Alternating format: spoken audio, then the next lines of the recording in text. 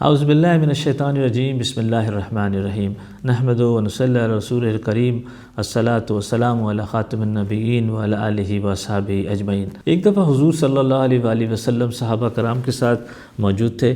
حضور صلی اللہ علیہ وسلم نے فرمایا کہ ہر انسان کے ساتھ ایک شیطان مقرر کر دیا گیا ہے۔ صحابہ کرام نے عرض کیا، یا رسول اللہ آپ کے ساتھ بھی؟ حضور نے فرمایا، ہاں میرے ساتھ بھی، لیکن وہ مسلمان ہو گیا ہے اور مجھے نیکی کی طرف بلاتا ہے۔ ایک اور حدیث میں حضور صلی اللہ علیہ وآلہ وسلم نے فرمایا، شیطان انسان کے ساتھ اس طرح ہوتا ہے جیسے انسان کے رگوں میں خون دوڑتا ہے، یعنی شیطان انسان کے ساتھ ہر وقت ہوتا ہے، 24/7 ہوتا ہے، چاہے ہم جاگ رہے ہوں یا سو رہے ہوں، اور وہ اس موقع کی تلاش میں ہوتا ہے کہ ہمارے دل میں کوئی وسوسے، برے خیالات اور بدگمانیاں ڈالے۔ دیکھیں، شیطان ہمارے دلوں میں وسوسے تو ڈال سکتا ہے، لیکن ہمیں گناہ کرنے پر مجبور نہیں کر سکتا۔ تو ہمیں گناہ کرنے پر مجبور کون کرتا ہے؟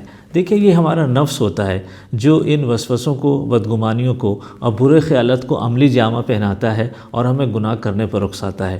دیکھیں، قرآن کریم میں سورہ یوسف میں ایسے نفس کو نفس امارہ کہا گیا ہے۔ دیکھیں، نفس کا ذکر قرآن کریم میں 10 سے زیادہ دفعہ آیا ہے۔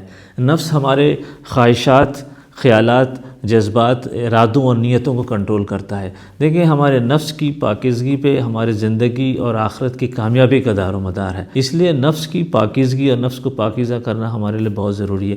دیکھیں، جب ہم نماز باقاعدگی سے پڑھتے ہیں اور جب ہم اللہ کا ذکر کثرت سے کرنے لگتے ہیں تو ہمارا نفس ان وسوسوں کو پہچاننا شروع کر دیتا ہے کہ یہ شیطان کی طرف سے ہے اور انہیں ریجیکٹ بھی کرنا شروع کر دیتا ہے۔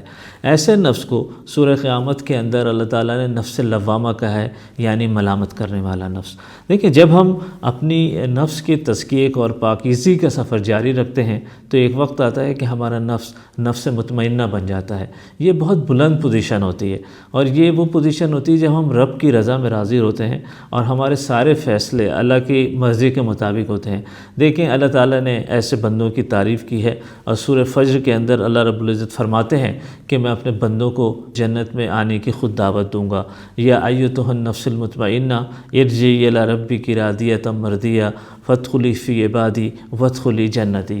دیکھیں، جب ہم اپنے نفس کا تزکیہ شروع کرتے ہیں اور آگے کی جانب منزل طے کرتے ہیں تو ہماری زندگی میں برکتیں آنا شروع ہو جاتی ہیں۔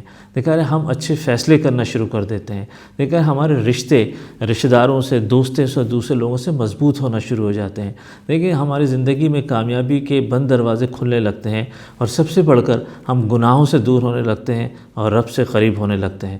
وآخر دعوانا ان الحمد للہ رب العالمین۔